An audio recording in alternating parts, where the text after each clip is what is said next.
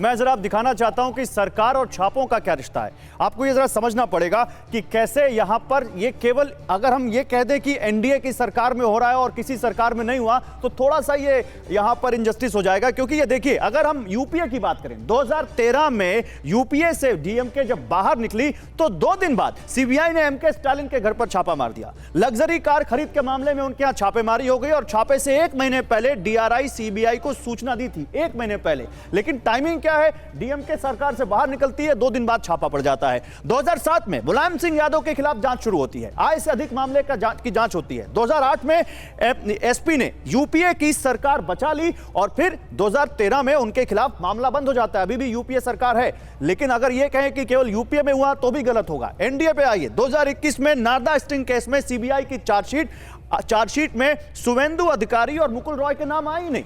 BJP में शामिल होने की वजह से ये आरोप लगा कि इनको रियायत दी गई। मुकुल रॉय बाद में हालांकि बीजेपी छोड़कर टीएमसी में लौटे और बड़ा उनका आना जाना लगा रहा। लेकिन इसके बाद अब देखिए, यहां पर 2022 में जेडीयू ने एनडीए का साथ छोड़ा, बिहार में जेडीयू और आरजेडी ने सरकार बनाई। विश्वास मत वाले दिन सीबीआई ने छापेमारी कर दी, तेजस्वी समेत आरजेडी नेताओं के घर पर छापे पड़ गए।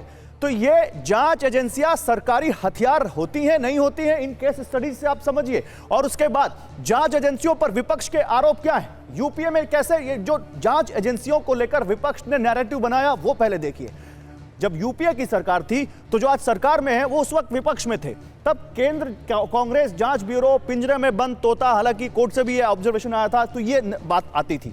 फिर एनडीए में बीजेपी के 3 जमाई, आईटी, ईडी और सीबीआई, ये आज कह रहे हैं विपक्षी पार्टियों के नेता।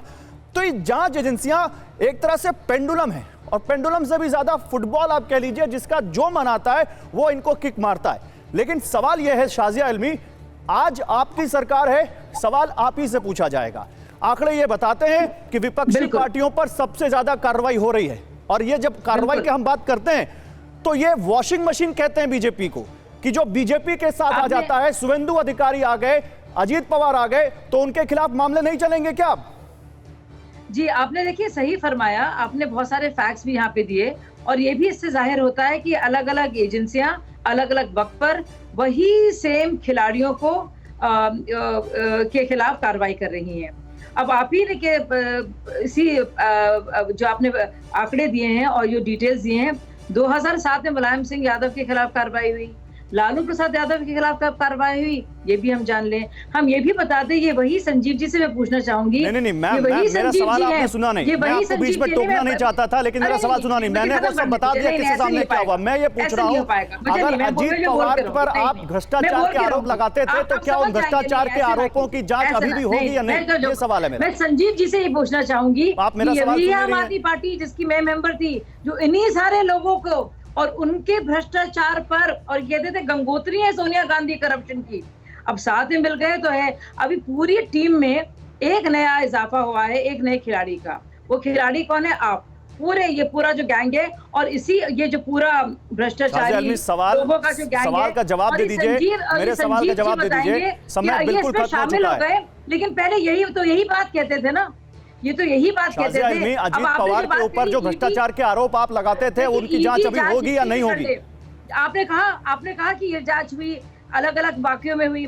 ईडी और सीबीआई को अगर आप लगा भी लेंगे, लेकिन सारी बात जो है, जो सारा तय होगा, वो कार्रवाई एंड मुकाम तक पहुंचेगी कोर्ट्स में, और कोर्ट से लगातार बहुत चौंकाने वाले जजमेंट्स भी दिए हैं।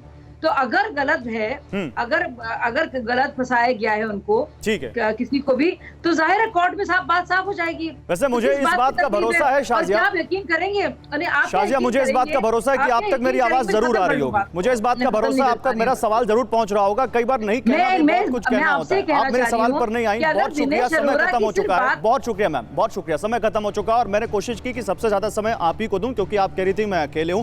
हालांकि अकेले तो आप पूरे देश में तमाम पार्टियों से लड़ रहे हैं। यहाँ एक छोटे से ब्रेक के लिए रुक रहे हैं, खबरें लगातार जारी रहेंगी। आप देखते रहिए TV9 भारत। Thank you.